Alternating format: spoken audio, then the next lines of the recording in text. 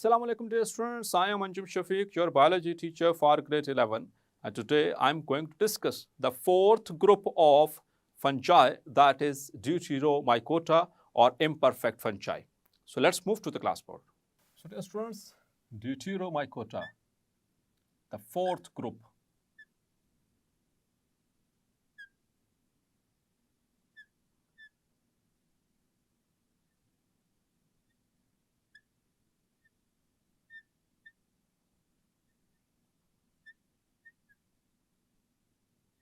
Mycota, that is basically the phylum, and the members or the group members, they are called as Deuteromycetes or Deuteromycetes.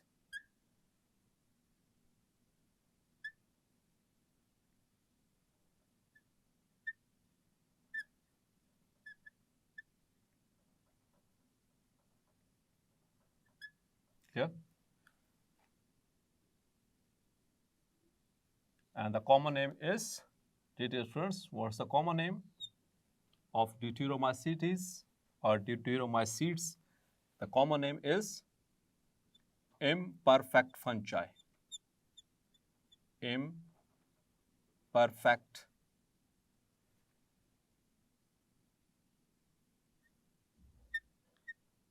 fungi.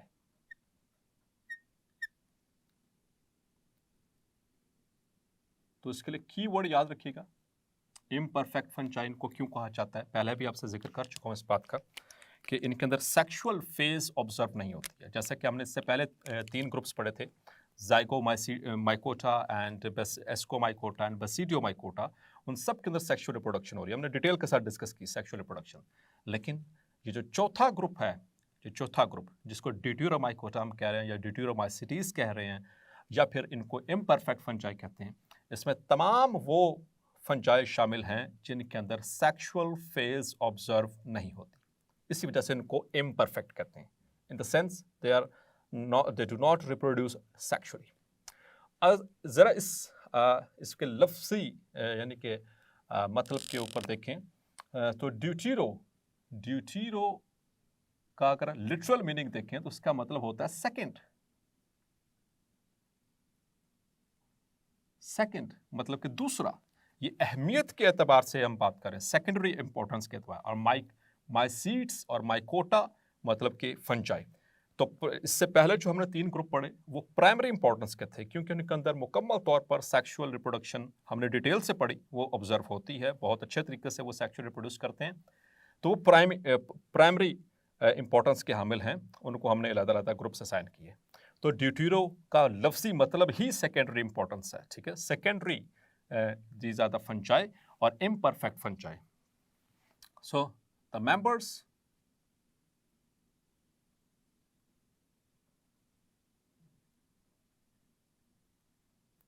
of Deuteromycota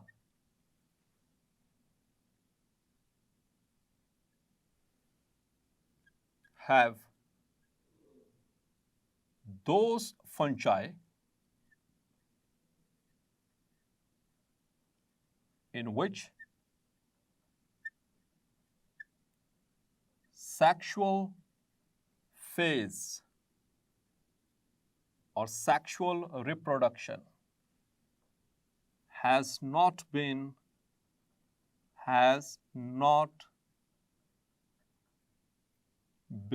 observed. Clear? तो इस वजह से इनको अलग एक ही group में डाल दिया गया है। वो फंजाई, सारे कैरेक्टरिस्टिक्स फंजाई वाले, लेकिन सेक्सुअल फेज इनके अंदर ऑब्जर्व नहीं हो रही, तो इन सबको इकट्ठा करके एक ग्रुप में डाल दिया। Because of their secondary importance इनके अंदर सेक्सुअल रिप्रोडक्शन नहीं हो रही, तो इनको ड्यूटेरोमाइकोटा एक नाम रख के और उसमें रख दिया गया। So these are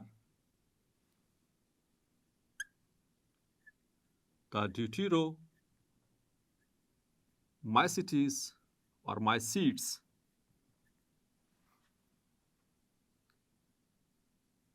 are mostly, ये वर्ड याद रखना आपने, इसको MCQs के लिए मार्क कर लें, मैं मार्क करवा रहा हूं आपको। मोस्टली रिलेटेड ये वर्ड याद रखिए, mostly related to their relatives. Relatives किसे कहते हैं? रिश्तेदारों को। रिलेटिव्स ऑफ सेक्सुअली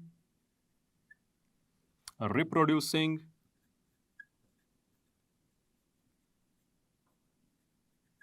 एस्कोमाइसीट्स और एस्कोमाइसिटीज। क्लियर? तो ज्यादातर इस ग्रुप के अंदर वो फंजाई हैं, ज्यादातर मोस्टली जो अपने सेक्सुअली रिप्रोड्यूसिंग जो रिलेटिव्स हैं, जो रिश्तेदार हैं इनके, कौन से? एस्कोमाइसीट्स, ये उससे बिलोंग करते हैं। ठीक है, ये उससे रिलेट करते हैं, मोस्टली रिलेटेड। तो फिर उसमें क्यों नहीं डाला इसको? एस्कोमाइसीट्स में क्यों नहीं डाला? अभी मैं इसको डिस्कस करता हूं। And some of them also related to other two groups,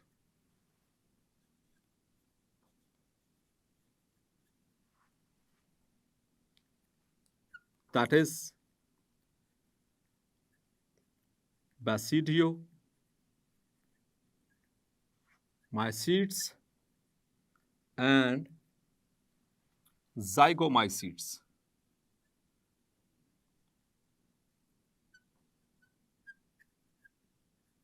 clear? तो फिर यानी कुछ ज्यादातर किससे यानी कि वो रिलेटेड हैं, किससे रिलेटेड हैं? एस्कोमाइसीट्स से। और कुछ जो है वो बसीडियोमाइसीट्स से भी रिलेट करते हैं और ज़ाइगोमाइसीट्स से भी रिलेट करते हैं। तो डियर स्टूडेंट्स, फिर उन अगर ये रिलेटेड हैं तो फिर इनको वहाँ उन ग्रुप्स में क्यों नहीं डाला, ड्यूट्रोमाइकोटा में क्यों डाल दिया?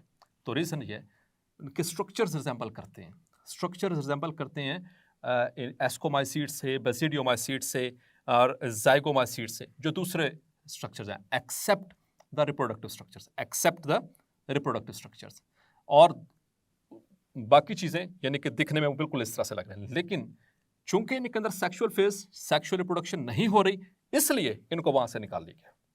ठीक है, जैसे कि हमने पढ़ा था ना, वो आपको याद है, वो kingdom protista, fungi like, plant like, animal like, सारे कैरेक्टरिस्टिक्स एनिमल वाले, इंजस्टिव भी हैं, हेट्रोट्रॉफ भी हैं और सेल वॉल भी नहीं है, सारा कुछ।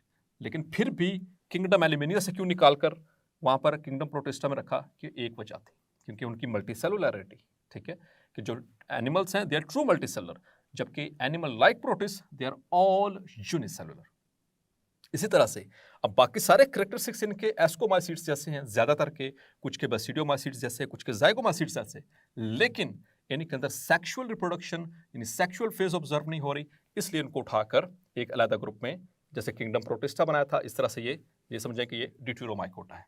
ठीक है, यानी ये किंगडम्स की अगर बात करें तो ये किंगडम के ये वो प्रोटिस्टा के साथ उसको हम समझने की हद तक उसको शामिल कर सकते हैं। ठीक है, जो ये फंजाई के अंदर ये वाला जो चौथा ग्रुप है, ये समझे कि वो किंगडम प्रोटिस्टा है। क्लियर? लेकिन सिर्फ समझने की एग्जाम्पल के लिए बता रहा हूँ, ये किंगडम प्रोटिस्टा नहीं है, हम तो किंगडम फंजाई पढ़ रहे हैं। तो मैंने बताया था क्योंकि किंगडम प्रोटिस्टा को हमने क्या नाम दिया था? Kingdom of exclusion. जो बाकी किंगडम्स के अंदर फिट नहीं आ पाए, बाकी तीनों किंगडम्स में नहीं फिट आ सके, उनको उठा के एक अलग ग्रुप में डाल दिया, एक अलग किंगडम उसका बना दिया। इसी तरह से किंगडम फंजाई के अंदर, सेक्सुअली रिप्रोड्यूसिंग फंजाई के अंदर जो बाकी तीनों के अंदर फिट नहीं आ सके, उनके लोग अलग से, हालांकि रिजेंबलेंसेस हैं, दे आर रिलेटेड, बात लिखी हुई है, mostly related, and some of them they are also related to the other two groups. Okay, so that is it. So hopefully यहां तक बात समझ आ गई। आपको पता है साइंस और टेक्नोलॉजी ये डायनामिक है। ठीक है, अक्सर बातों में डायनामिक है, स्टैटिक नहीं है। ये पुरानी बात, अब जैसे जैसे दिन गुजरते जा रहे हैं, टेक्नोलॉजी एडवांस होती चली जा रही है। तो बाजू का ऐसा होता है, जो बातें पहले थीं, जो साइंस ने पहले बयान की थी, टेक्नोलॉजी एडवांस होने के बाद पता चलता वो तो उनकी कुछ नेचर कुछ और थी, वो बात असल में कुछ और थी। जैसे let's for the sake of example, फिर आगे इसको कंटिन्यू करते हैं इस बात को समझाने के लिए। जैसे कि आज से 60-70 साल, 100 साल, 150 साल, 200 साल पहले, ठीक है, ये बहुत बड़ी मैंने आपको रेंज बता दी, लेकिन इससे कम ऐसा होगा, एक सदी की बात होगी। साइंस की किताबों में पढ़ाया जाता था कि दुनिया फ्लैट है, द अर्थ इज फ्लैट, चपटी, बिल्कुल पेपर की तरह, ऐसे बिल्कुल फ्लैट है। इसी वजह से हम इसके ऊपर ऐसे क्या कर रहे हैं, वॉक कर रहे हैं, ये बिल्कुल फ्लैट है। साइंस ने ऐसा ऑब्जर्व किया, उन्होंने साइंटिस्ट ने लिखा, स्टूडेंट्स को पढ़ाया गया एज इट इज। आप देख सकते हैं हिस्ट्री में खोल कर ये सारी बातें बिल्कुल ऐसे मिलेंगी। लेकिन थोड़ी टेक्नोलॉजी एडवांस हुई तो पता चला जब इंसान स्पेस में जाता है, ठीक है, और वो एक साइंटिस्ट था जिसने ट्रैवल किया, तो उसने जब दुनिया के किनारों पे पहुंचा तो उसने देखा ये फ्लैट नहीं, उसने कहा ये फ्लैट नहीं है। फिर इंसान स्पेस में गया, हवा में जब गया तो पता चला ऊपर से जाकर जब देखा उसको ज़मीन को तो वो गोल गोल दिख रही थी।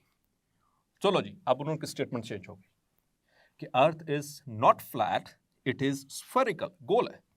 तो वक्त के साथ साथ, टेक्नोलॉजी के साथ साथ उनकी ये बातें, रीतें बदलती गई, यानी ऑब्जर्वेशंस की बिहाफ के ऊपर। फिर थोड़ा और ऊपर गए तो पता चला ये अच्छा ये बिल्कुल स्फेरिकल नहीं है, बिल्कुल गोल नहीं है, बल्कि किनारों से थोड़ी सी ऐसे कर्व्ड है। क्लियर? मतलब कि एक अंडे की शक्ल की है, बिल्कुल गोल नहीं है, बॉल की तरह गोल नहीं है, एक अंडे की तरह। और अंडा भी कौन सा, ऐसे अंडे नहीं जैसे रेप्टाइल्स के elongated होते हैं, शुतुरमुर्ग का अंडा, ठीक है, जो बहुत ज्यादा यानी कि स्फेरिकल है लेकिन बहुत ज्यादा elongated नहीं होता। तो डियर स्टूडेंट्स, ये बात जैसे जैसे टेक्नोलॉजी एडवांस होते चलती जाती है तो वो जो पुरानी बातें उनके अंदर एडिशंस, उनके अंदर जो है करेक्शंस होती चली जाती हैं। तो ये बात पुरानी हो चुकी। अब जैसे जैसे साइंस तरक्की करती जा रही है तो साइंटिस्ट क्या करते जा रहे हैं, इन ग्रुप, ये जो ग्रुप मेंबर्स हैं ड्यूटेरोमाइकोटा के, इनको दोबारा से देखने की कोशिश कर रहे हैं कि इनको आखिर कोई ऐसी टेक्नोलॉजी निकाली जाए कि इनको वापस उनके ग्रुप्स में शामिल किया जा सके। ठीक है, तो अब फिर क्या किया जा रहा है, if the sexual structures, बाद में टेक्नोलॉजी एडवांस होती है तो पता चलता जी सेक्सुअल स्ट्रक्चर्स ऑब्जर्व हो गए जो इनके अंदर मेंबर में पड़े हुए थे। उनमें सेक्सुअल स्ट्रक्चर, जैसे हमने बात की थी एस्कस, जैसे हमने बात की थी बसीडियम, जैसे हमने बात की थी ज़ाइगोस्पोर, ठीक है, तो अगर वो ऑब्जर्व हो गए, if the sexual structures are found, then the organism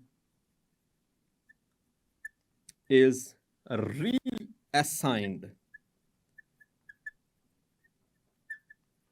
the group। फिर उसको रीअसाइन किया जाता है ग्रुप, जिस ग्रुप के स्ट्रक्चर के साथ उसका वो स्ट्रक्चर, सेक्सुअल स्ट्रक्चर मिल रहा होता है। अगर बसीडियम में उसको बाद में पता चला ये अच्छा ये तो बसीडियम था, तो ये उससे मिलता जुलता स्ट्रक्चर है तो उसको बसीडियोमाइकोटा में डाल देंगे। अगर एस्कोमाइसीड से मिलता है तो उसको एस्कोमाइकोटा में डाल देंगे, लाइक दैट। ठीक है, और अगर फिर भी अब चूंकि सबके साथ वो भी ये पॉसिबल नहीं है, अब साइंटिस्ट ने एक और नया तरीका निकाला है, ठीक है, कि जिनके अंदर सेक्सुअल स्ट्रक्चर्स भी नहीं मिल पा रहे, now they are going for DNA sequence, ठीक है, जो कि इंपॉर्टेंट भी है, जो कि बेहतर भी है। नाउ द माइकोलॉजिस्ट किसे कहते हैं, हमने फर्स्ट लेक्चर में पढ़ा था, जो फंजाई की स्टडी करते हैं। Now mycologists are reassigning the groups,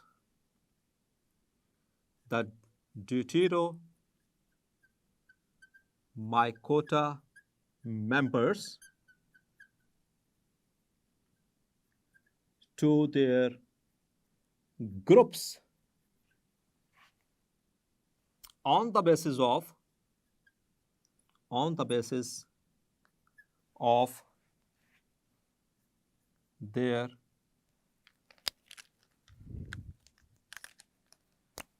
DNA sequence। इसको MCQs के लिए मार्क कर लें, क्लियर, कि अब वो उनकी DNA सीक्वेंसिंग कर रहे हैं ड्यूटेरोमाइसीड्स की, और जिस ग्रुप के साथ उनका वो DNA सीक्वेंस मैच कर जाता है तो फिर अब उसको उठाकर उस ग्रुप में डाल देते हैं, बेशक उनके अंदर ये सेक्सुअल स्ट्रक्चर्स ना हों। ठीक है, though no sexual structures are found। Clear? तो ये तो बात होगी बेसिक। अब बात करते हैं कि अगर इनके अंदर सेक्सुअल फेज नहीं हो रही तो फिर ये रिप्रोड्यूस कैसे कर रही हैं। ठीक है, मतलब फिर कोई ना कोई तरीका तो होगा। तो फिर इनके अंदर अल्लाह ताला ने एक और मैकेनिज्म रखा। Clear? Another mechanism is there, जो कि इसी टॉपिक में येलो बॉक्स में गिवन है। इसको मार्क कर लीजिए, very very important short question. That is parasexuality. Parasexuality. So despite, इसके बावजूद no sexual phase has been observed in deuteromycetes or imperfect fungi, यानी कि उनके अंदर नहीं ऑब्जर्व हो रही। There is another phenomena,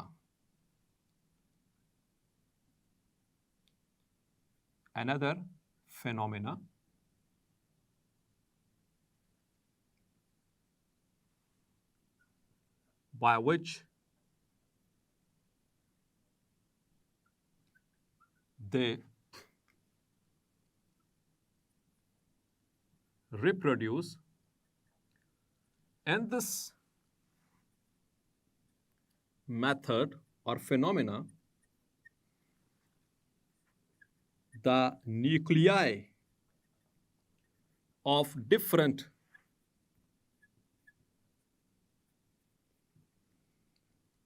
imperfect fungi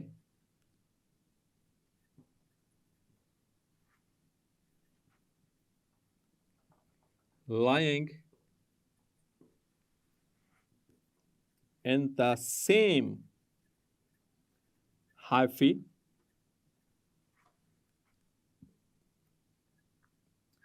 exchange the portions, means the genes of chromosomes, यानी क्रोमोसोम्स के कुछ पोर्शंस को वो एक्सचेंज करते हैं, and produce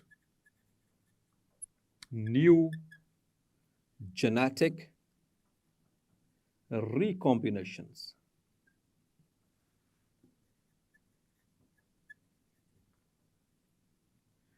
This method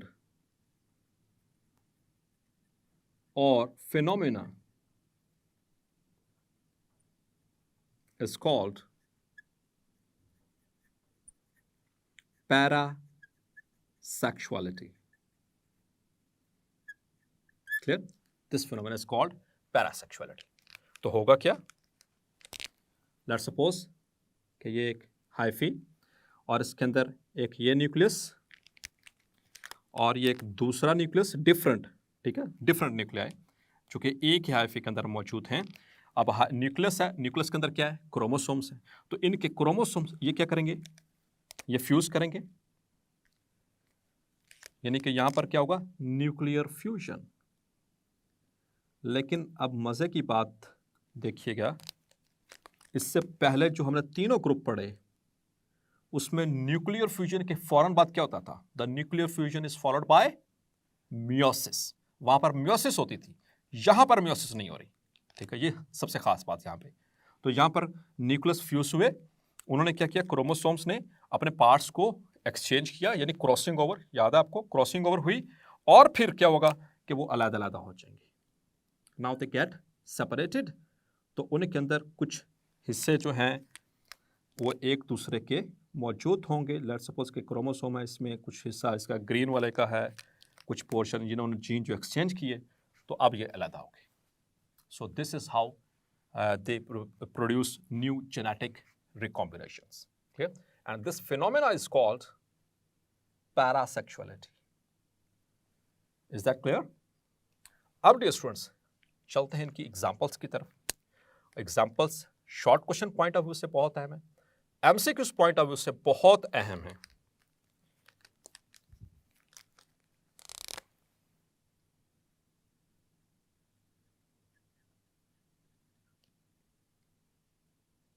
so examples में नंबर 1 जो सबसे टॉप पे है, जो एक economically ecologically important examples, number 1 is Penicillium, number 2 is aspergillus,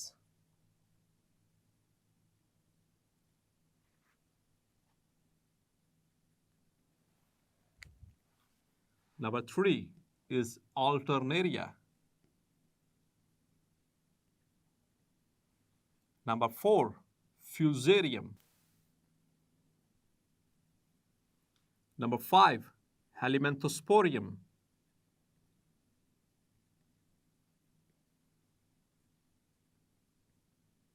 okay, so these are few examples which are given in our book. और इन दोनों के कॉमन नेम्स भी बताए कि जो एमसीक्यूज के लिए बहुत है, हम इसको मार्क कर लीजिए। पेनिसिलियम को कहा जाता है ब्लू ग्रीन मोल्ड, क्लियर। और जबकि एस्पेर्जिलस इसे कहा जाता है brown mould, it is brown mould, clear. तो डियर स्टूडेंट्स, इनको जरूर आपने याद रखना है। इनके ये वाला पोर्शन एमसीक्यू, इनके जो कॉमन नेम्स हैं ये एमसीक्यूज के लिए मार्क कर लीजिए इनको, ठीक है। अब इसमें जो एक रिप्रेजेंटेटिव है इस ग्रुप का, इस पूरे ग्रुप का रिप्रेजेंटेटिव मेंबर वो है पेनिसिलियम। तो अब उसको हम डिस्कस करेंगे कि पेनिसिलियम की क्या क्या कैरेक्टरिस्टिक्स हैं, यानी कि जो वो ब्लू ग्रीन मोल्ड है, how it is and how it look likes, और ये किस तरह से ग्रो करती है।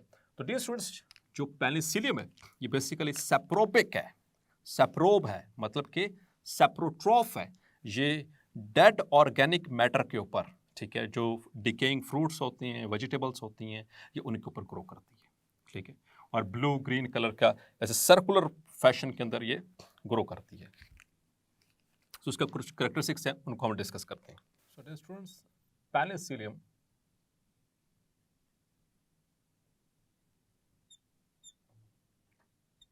the representative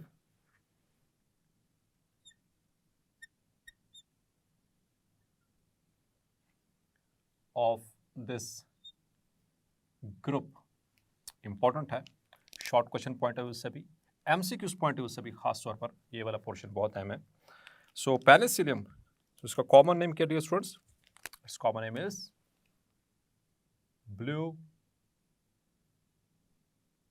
green mold, clear? So the penicillium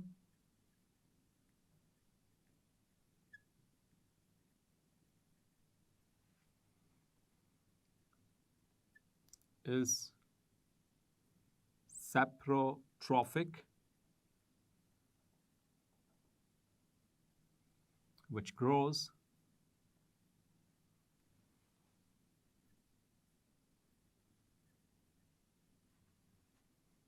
on decaying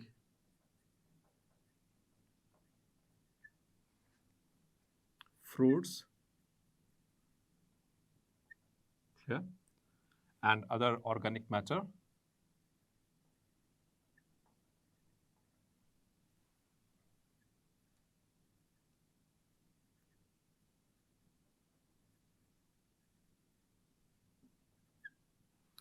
इसके कुछ कैरेक्टरिस्टिक्स हैं जो कि एमसीक्यूज पॉइंट ऑफ व्यू से अहम है पेनिसिलियम के। It's characteristics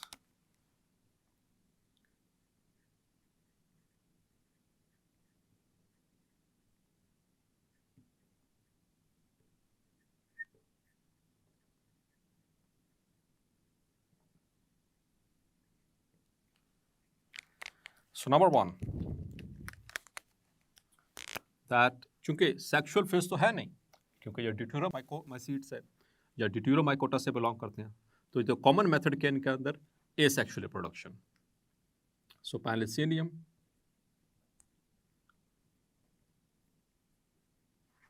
reproduces asexually। और आपको याद होगा वो टेबल जो इनिशियली मैंने इस क्लासिफिकेशन में बनाया था, और उसमें एसेक्सुअल रिप्रोडक्शन में क्या लिखा था, याद होगा आपको? By conidia formation, clear. So Penicillium reproduces asexually by forming naked spores.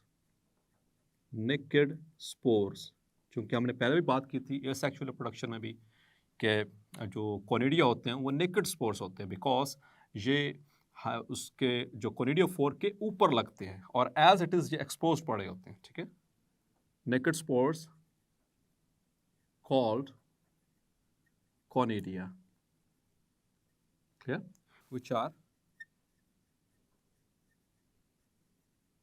born on the conidiophore. और आपको याद है वो जो ब्रांच हाइफी जिसके ऊपर स्पेशल किस्म के हाइफी जो जिसके ऊपर ये अटैच होते हैं उसे क्या कहते हैं? Conidiophore, clear, which are branched, which are branched, यानी कि जो कोनिडियोफोर हैं वो ब्रांच्ड होते हैं। सो अगर हम इसके डायग्राम देखें तो ये कुछ इस तरह से नजर आते हैं।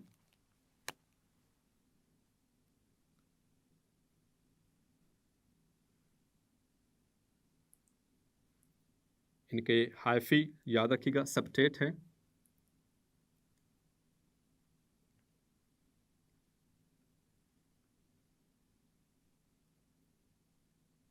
ये ब्रांच्ड, क्लियर, सेप्टेट हाइफी,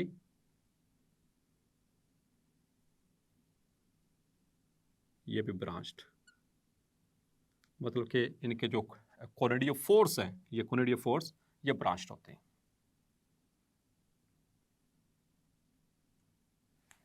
और इनके टिप्स के ऊपर मौजूद हैं naked spores which we call as conidio or conidia,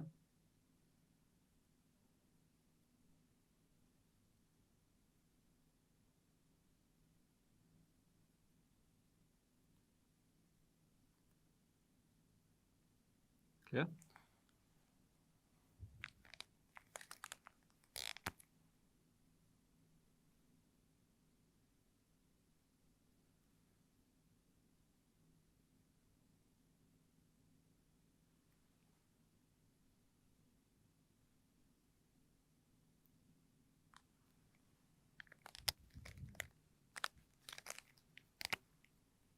और इनका जो कोनिडिया है यहाँ पर देखिए आप किस शक्ल में, चेन्स की शक्ल में। आपको याद है कोनिडिया की अरेंजमेंट हमने उसकी बात की थी, या वो क्लस्टर्स की शक्ल में होते हैं या फिर वो चेन्स की शक्ल में। यहाँ पर किस तरह से चेन, चेन का मतलब होता है end to end joint. So conidia in chain, ये याद रखिएगा, ये characteristic number 2, and this is the conidiophore, clear. और ये इसकी ब्रांच, ठीक है, ब्रांच ऑफ कोनिडियोफोर, क्लियर, ये खास चीज आपने याद रखनी है। और हाइफीज के क्या दिए स्टूडेंट्स? द हाइफी आर, ये एमसीक्यू के लिए मार्क करना इंपॉर्टेंट है, हाइफी आर सेप्टेट, जैसा कि आप यहां पर भी देख सकते हैं ये सेप्टा मौजूद है, ठीक है, that is the septate hyphae, clear, septate. और इनके अंदर ये जब ग्रो करते हैं डियर स्टूडेंट्स तो इस तरह से एक ब्रश लाइक अरेंजमेंट बनती है इनकी, जो कि कैरेक्टरिस्टिक है पेनिसिलियम की। द ब्रश लाइक अरेंजमेंट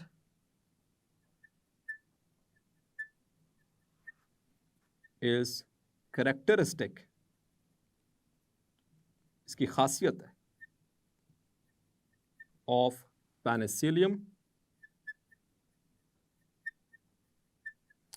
और याद रखिएगा कि जो कॉलोनी है द माइसीलियल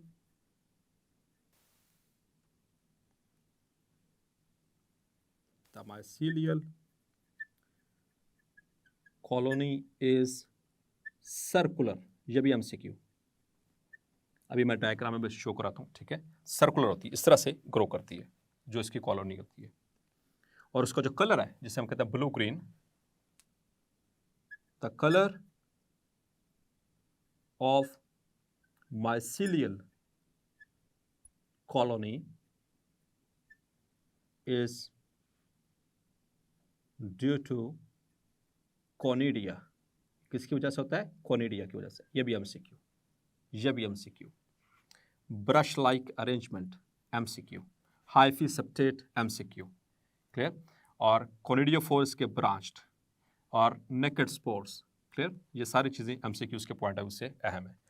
इटसेल्फ ये शॉर्ट क्वेश्चन भी है, क्लियर। और the mature conidia are easily dispersed